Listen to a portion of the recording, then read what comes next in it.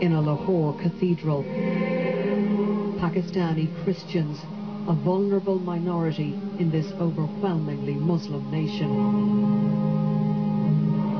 They fear for themselves and for a fellow believer on death row just an hour from here.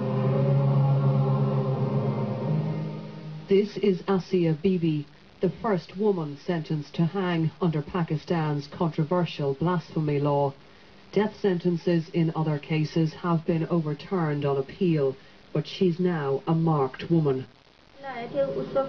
In the village, they tried to put a noose around my neck so they could kill me, she said in this brief appearance outside her jail cell. Her family, too, is at risk, forced into hiding, so we met them after dark. Her husband, Ashik, is exhausted from being on the run, from guarding the children at night, and from threatening phone calls. When they threaten me, they ask my name. I don't tell them. I ask who they are. They won't tell me. But they say, we'll deal with you if we get our hands on you.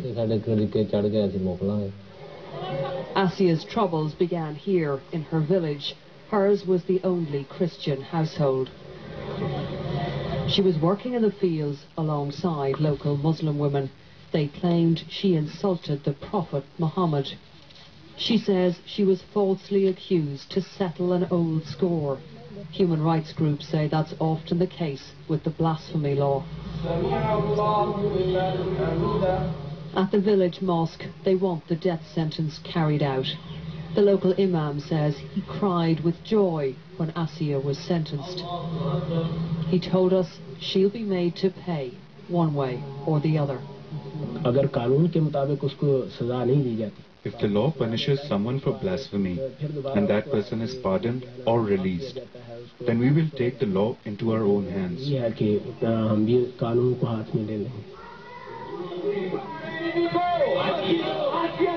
Already Islamic groups are out on the streets, promising anarchy if Asiya is freed.